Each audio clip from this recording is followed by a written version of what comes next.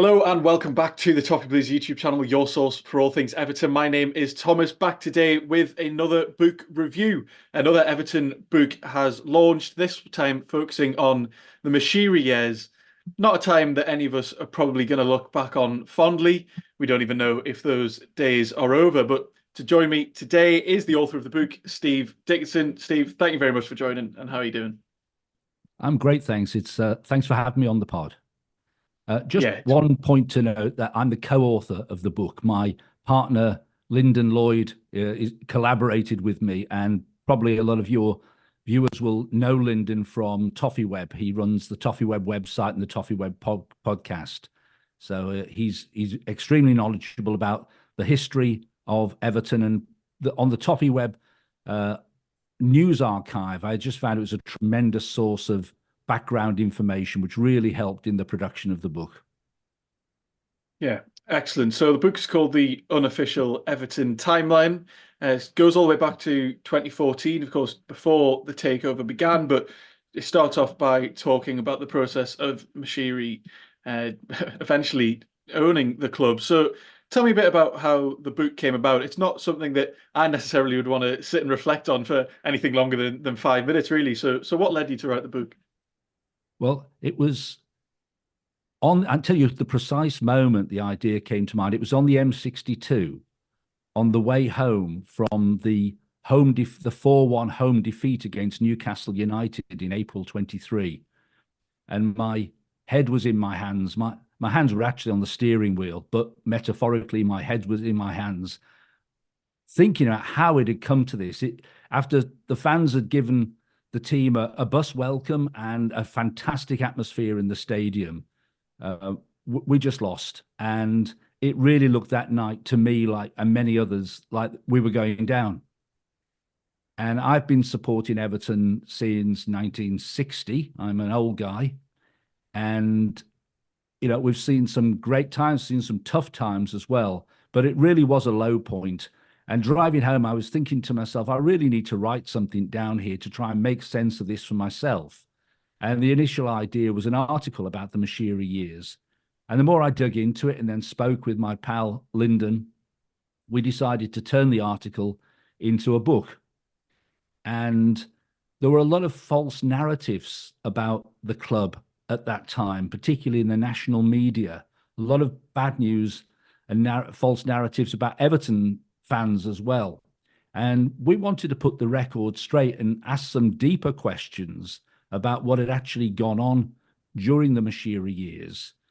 We started in 2014, a couple of years before Moshiri bought his initial stake in the club, because that was when Bill Kenwright met Moshiri.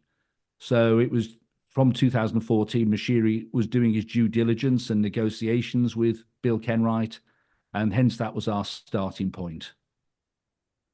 Yeah, so let's cast our minds back to, well, 2014, 2016, that couple of years period. We know that Kenwright had been after investment for a while. We'd seen the likes of Chelsea and Manchester City kind of skyrocket with massive investment. It was clear that kind of the old guard of Premier League owners, Premier League chairmen simply couldn't compete anymore. We know that investment was needed. So how, looking back on the kind of 14, 15, 16, how were you feeling at that time, and how has that kind of come across in the book? Because at the time it was a time of real optimism, really. Oh, it was definitely a time of optimism, particularly after the news broke in February 2016. I mean, prior to that, of course, going back to 2011, Bill Kenwright was talking in the annual report and accounts of his desperation to find a rich owner to buy the club, at which time he'd be more than happy to stand down. And so everybody had been looking for a long time for investment in the club. We'd had a lot of austerity since Bill and his consortium took over in 1999, 2000 with True Blue Holdings. The club had got by through the Moyes years, played some good football from time to time as well, but had rarely had money to invest in the team. So when the news broke of Moshiri coming in 2016, I, like everyone, was just full of optimism and enthusiasm. Yeah, and well, if we kind of then go to 2017, of course, at this point, Roberto Martinez had been sacked. He was seemingly quite excited working under Moshiri. He'd sacked Ronald Koeman had come in, who Moshiri was clearly quite desperate to get in. And at this time, I mean, it's funny looking back on it, looking at that squad, and actually we did have a pretty decent team at the time. Of course, it was John Stones that was kind of the first major sale at the time, and Moshiri announces at pretty much his first AGM that he didn't want to be a museum. What did you draw from that and kind of reflecting on that time? It's so hard to look back on now because it's so easy to think at this point. I mean, of course we were all excited. Of course we were all, you know, fairly cocky, I'd say at times. It was really exciting to have that kind of investment in the club that hadn't been there for years. Looking back on 2017, how do you reflect on that statement that Moshiri made? Well, it it was a point that Moshiri broke one of his first promises, because when he first came in and in his first public pronouncement, which was in the Chelsea uh, program, when we played Chelsea in the FA Cup quarter-final at Goodison in March 2016, just after he'd arrived on the scene, he said then that there'd be money to invest in the team and that we'd be keeping key players to build the squad for the future. So, of course, the first indication of what was going on there was when John Stones was transferred to Manchester City, and that left a sour taste for many fans at the time, because obviously Stones was an excellent prospect. And I think we can see parallels there now with our thoughts about what's likely to happen with Jared Branthwaite in the summer. Um,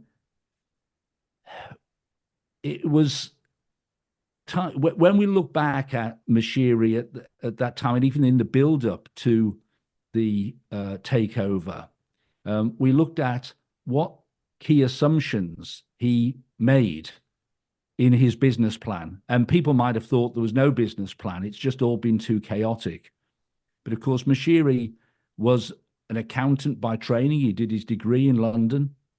He worked for large consultancy firms and accountancy practices for 20 years, and then was picked up by Elisha Usmanov and hired by him, and for 20 years became Usmanov's principal tire kicker with mergers and acquisitions around the world.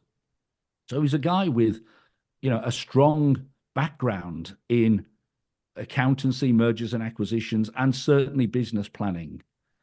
And when we look back, one of the things that he said early in 2017 at the AGM at the Philharmonic was that money was no barrier to success.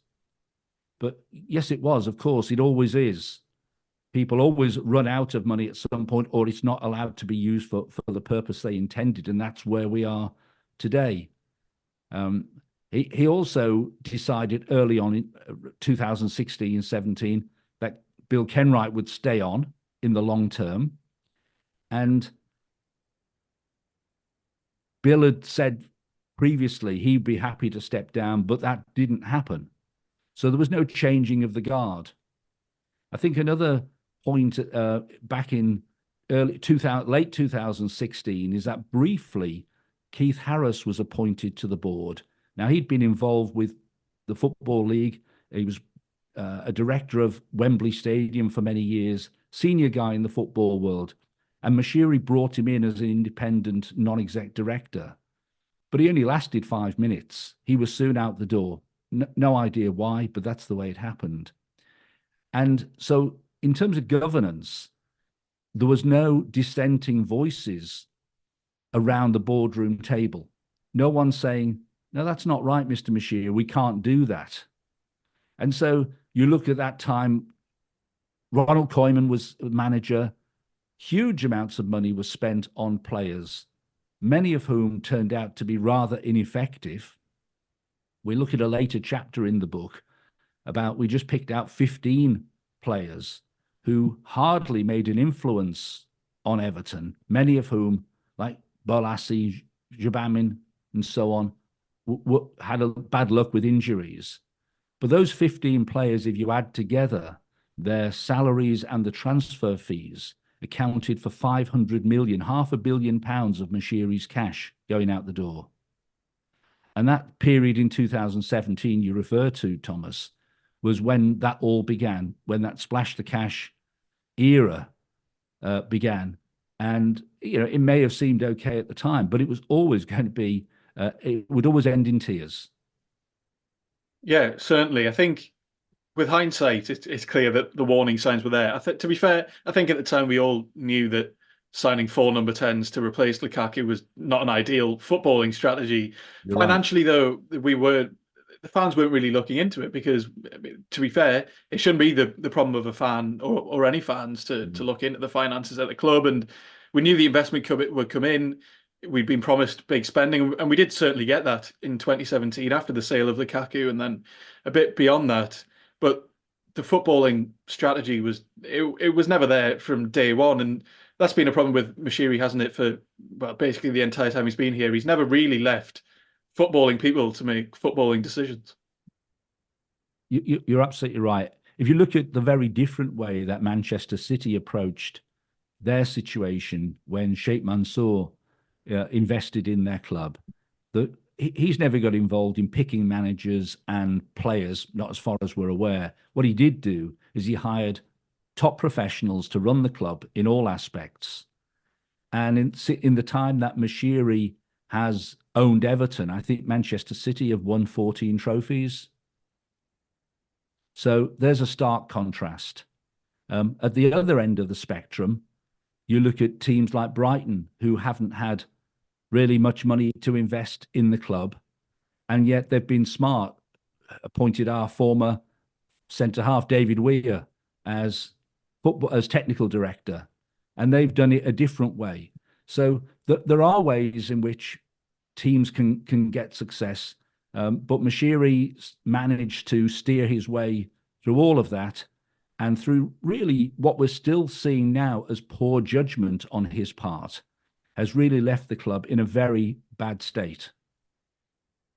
Yeah, absolutely. And just back to that 2017 season, it goes wrong very quickly for Ronald Koeman. But that's what was making us nervous at the time, was this huge turnover of managers. That was kind of the start of the cycle. And when Moshiri was investing so much money in the club, he did kind of decide, well, I'm putting so much money in, I'm not seeing results on the pitch. So, I'll just, managers can come and go as they please. But we'd all kind of been promised this Hollywood football. It was a new era for Everton Football Club, and Ronald Koeman gets sacked. And in 2018, big Sam Allardyce comes in. I mean, of course, still one of the best. I mean, in terms of points returned, one of the best seasons we've had under Moshiri, which just feels absolutely ridiculous considering. But even at that point, Sam Allardyce has come in. He steered us to eighth.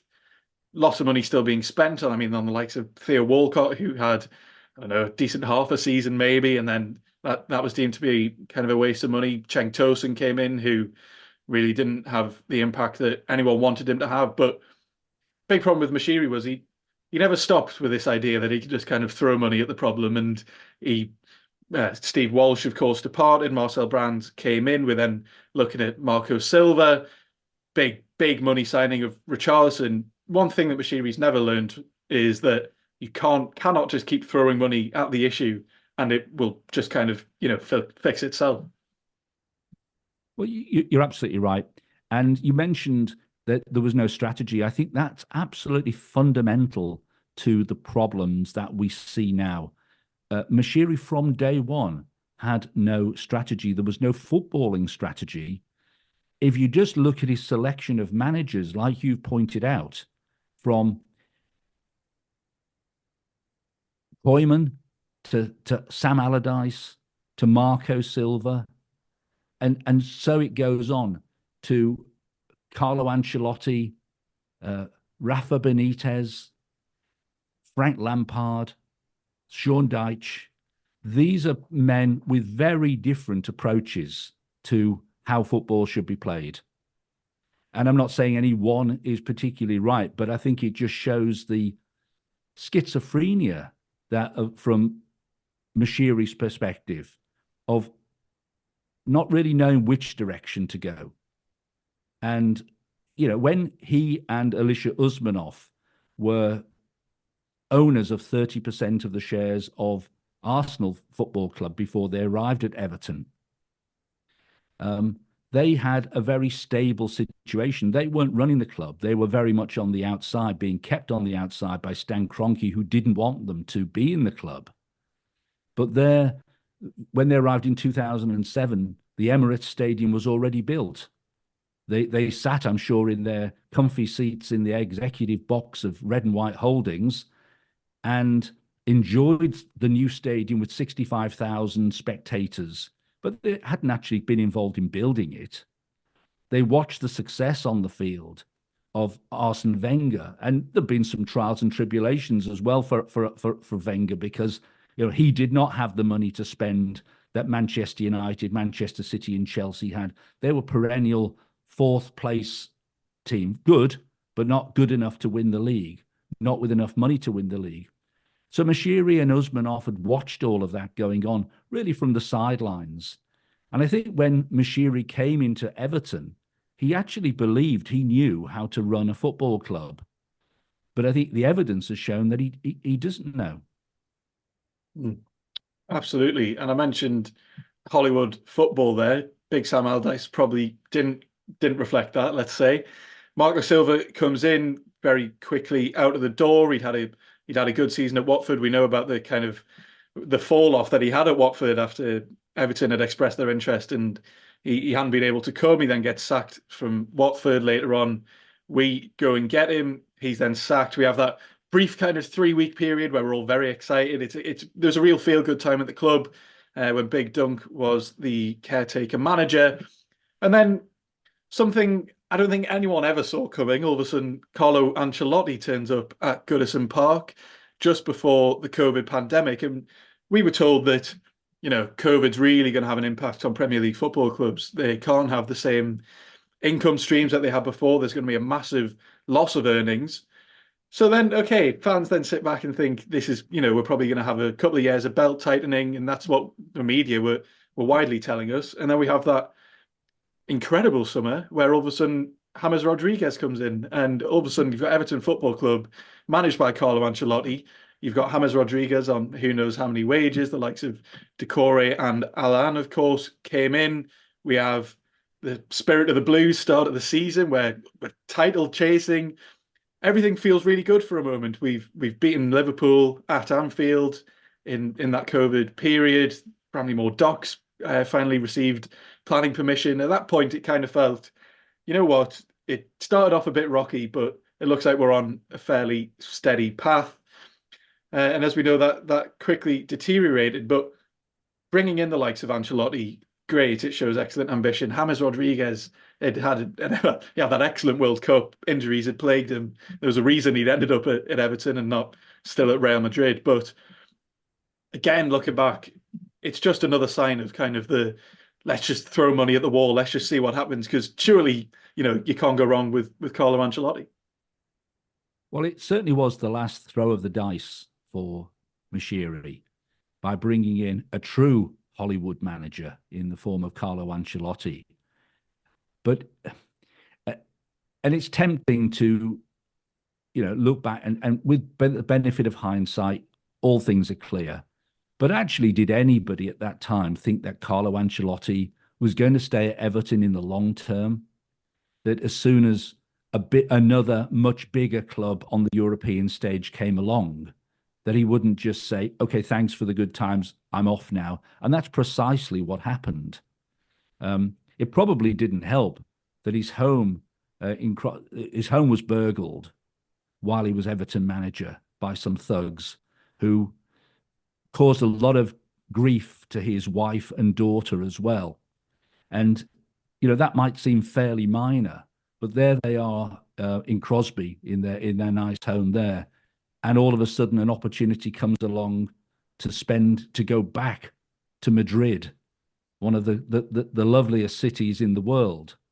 So, there was probably family pressures on Carlo Ancelotti at the same time as well. But I gather that it was not a last-minute decision for him, as he may have said at the time, but that Madrid had approached him sometime earlier with the possibility of him going back. And, it wouldn't have taken much persuasion. And particularly as that coincided with conversations that must have happened within Everton Football Club, where Ancelotti was clearly getting the message that the magic money tree had run short of cash. They had started to realize at that time, I think, that PSR or financial fair play at the time was actually going to become an issue. Ancelotti said in a newspaper article that the Premier League should not go after Everton about spending money. They should worry about the big six clubs who tried to break away to go to the European Super League. And we know what's happened subsequently. But, the signs were on the wall there. I think Ancelotti had a combination of personal issues, temptation to go back, and the realization that the big spending at Everton was over. Yeah, and so Carlo Ancelotti departs to Real Madrid. Let's be honest, it's an absolute no-brainer. I don't blame the bloke for going back to Madrid in any way. And look, things have been going downhill. It hadn't been an ideal first, well, at that point, 5 years, yeah, for a first 5 years for Moshiri. But to go from Carlo Ancelotti, if you had to think of a manager who would just simply be your last choice, the last man on the list that any Everton fan would want, Rafa Benitez comes into the club. Now, we know about Rafa Benitez, we know about his history, but one thing is a major thing that he does when he goes to clubs, and he wants complete control. He wants control of who's coming in, who's coming out. He doesn't like to operate with a director of football. That then leaves to Marcel Brands resigning. Now, Marcel Brands is rolling the club. He'd been appointed to the board, but let's be honest, it was a dwindling role. I'll always have mixed opinions on Marcel Brands, to be honest, because he either wasn't allowed to do his job, and if at that point he should have just walked, or he wasn't very good at his job. So I don't have sympathy for him. It obviously didn't work out, but for both of those reasons, I wasn't particularly happy with Marcel Brand's time at the club. But then look, we've all of a sudden got Rafa Benitez as a manager. It's basically worst case scenario. We've gone from Carlo Ancelotti to Rafa Benitez, and that season it started all right. To be fair, it was a belt tightening summer. This was when it really started kicking into fans that we don't have any money to spend. I mean, Damari Gray, I think, was our biggest signing for 1.5 million. Andros Townsend comes in. Look, Benitez is ultimately sacked fairly quickly, but that was always going to happen if results didn't stay positive on the pitch. There was no way that he was never going to be given the leeway that any other manager would have been given. And Frank Lampard comes in, but I mean, to go from Ancelotti to James Rodriguez to Rafa Benitez and Andros Townsend, no disrespect to Andros Townsend, so very pick of that horrifying injury, but for the sake of the comparison, it's belt tightening time. COVID pandemic still hitting the club hard financially, and look, we've ended up with Frank Lampard after a pretty tumultuous period, and we're now fighting relegation. Now, to be fair to all the managers that kind of came before him, we were never in that situation. It wasn't. The season started off rough. Like, we knew that there was a reason that those managers got sacked, but the season's always ended up fine. And all of a sudden in 2022, I think we all started realizing this isn't just going to happen every year. We can't just keep starting really slowly and then kind of find our way in the middle of the season, and we'll be fine by the end, especially with the belt tightening, starting to begin. Yeah, and that season also with Lampard there, that marked the end of the Everton project for Moshiri, because on the 24th of February 2022, Putin invaded Ukraine, and within days, Everton's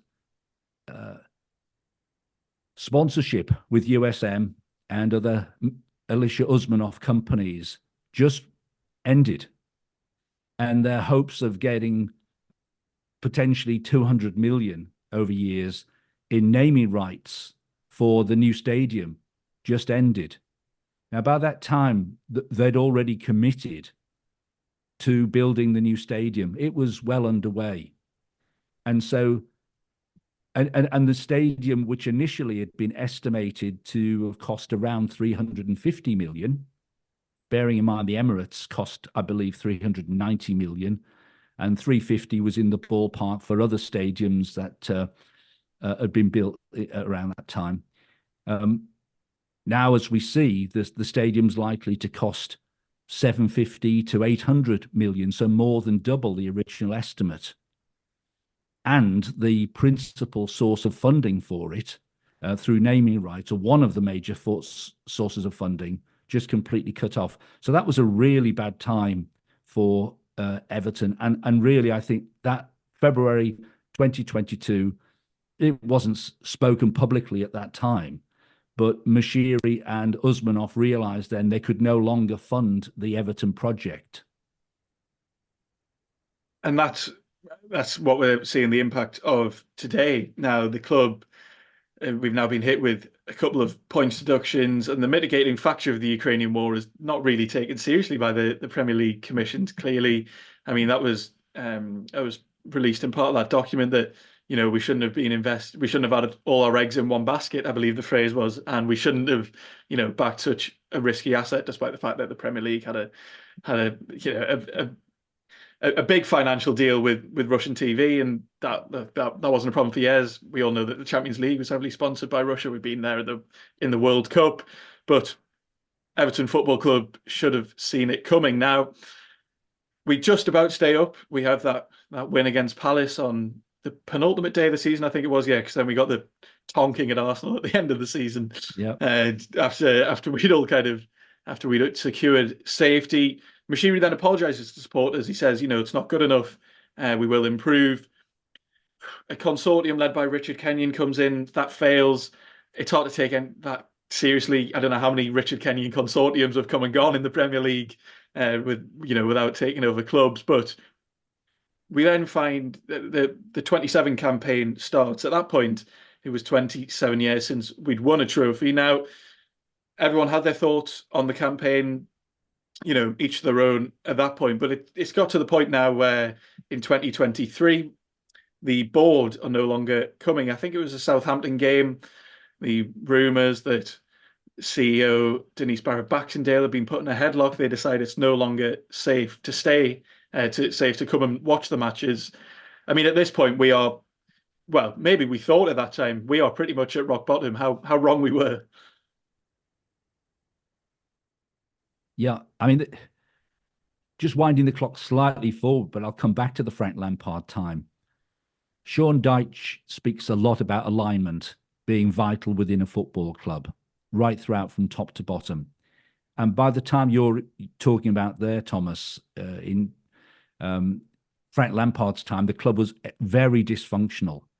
He did an interview quite recently where he spoke about after he'd finished training every day, and remembering that he was living in a hotel, he was going back to his hotel room, and he was instructed to make 3 phone calls every night to advise how things had gone on. The first call was to Moshiri, the second call was to Bill Kenwright, and the third call was to Denise Barrett-Baxendale. Now, I think it's perfectly legitimate for the owners of the club and the executives to want to know how things are going. But you'd have thought that, rather like we're doing now with a Zoom call, that have got their heads together with Frank and chewed the fat of what's going on and what needed to be done. But no, this was a very dysfunctional situation, 3 separate calls. You know, I've been in business for 40 years, and I've never worked for a company as dysfunctional as that, where you'd be reporting in to 3 different directors on 3 different calls every night to tell them how things were going. You simply wouldn't do it. You would just have a common call and everybody would throw their 2 penneth worth in. But that's the way it was. So, yeah, I think it was a difficult time for Frank Lampard, but it was extremely difficult for Evertonians. I think throughout this, Evertonians have been treated very poorly by the club, by most of the national media, by the Premier League, as evidenced by the -6 points and the now -2 points, and by Farhad Moshiri in terms of the saga of selling the club. And, given the circumstances and the end of the funding from Usmanov's sponsorship, I think everybody gets it that Moshiri's entitled to sell his shares if he's got an opportunity and move on.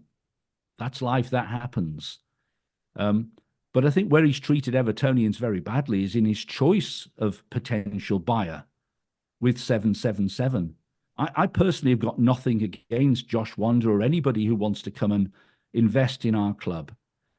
But I see no signs, no evidence in 8 months now that 777 have been on the scene and been announced by Moshiri has the best people in the world to take over the club. I've seen no signs of that. They clearly lack funding, and I think that was evidenced again only yesterday when they've missed the deadline of one of the conditions that the Premier League has given them of repaying the MSP Sports Capital loan for the stadium. And so 777 had come back out and said, oh, we want to extend the process. Well, actually, it's not their prerogative to extend it. They were given a deadline and they've missed it. They said, oh, well, we didn't know we needed to pay this loan back so quickly, so we need more time. Well, what have you been doing for the last 8 months? That information was readily available, certainly to people like them who doing their due diligence.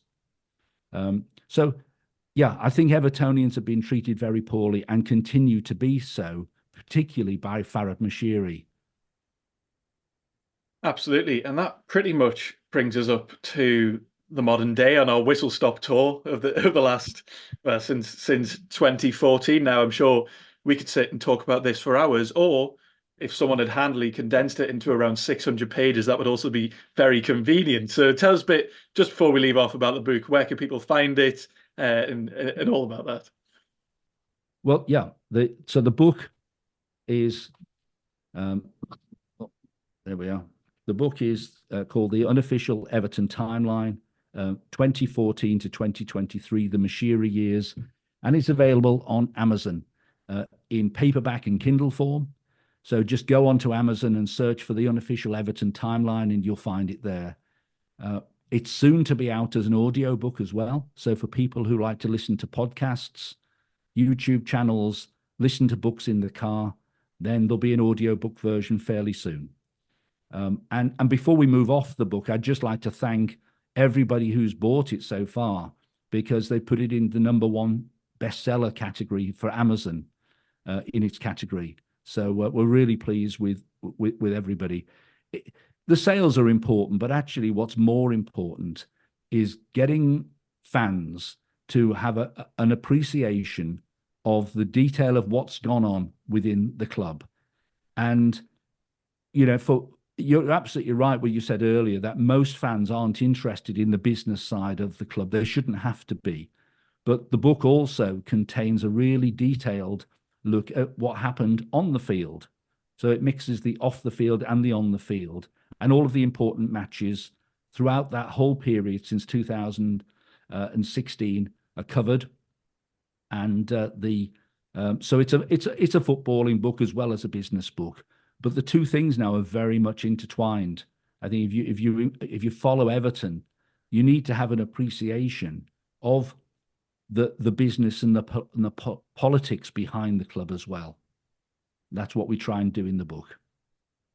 Yeah, it's an excellent book. How nice would it be if we could all just get back to talking about football? I miss those days where we didn't have to worry about PSR and how much we were allowed to lose. But Steve, thank you very much for coming on today. Thank you all very much for watching. Do check out the link in the description where you'll be able to find more information about the book. Definitely check it out. It's excellent. If you can just about brace it, maybe sit down with a beer or something. There is a warning at the start that the book may cause alcohol dependency, so do just be careful when you are going through it. But as I said, it's an excellent read. It really brilliantly digests everything that's happened over almost the last decade now. We've been putting up with this. But as I said, thank you all very much for watching, and join us next time on the Toffee Blues. Goodbye.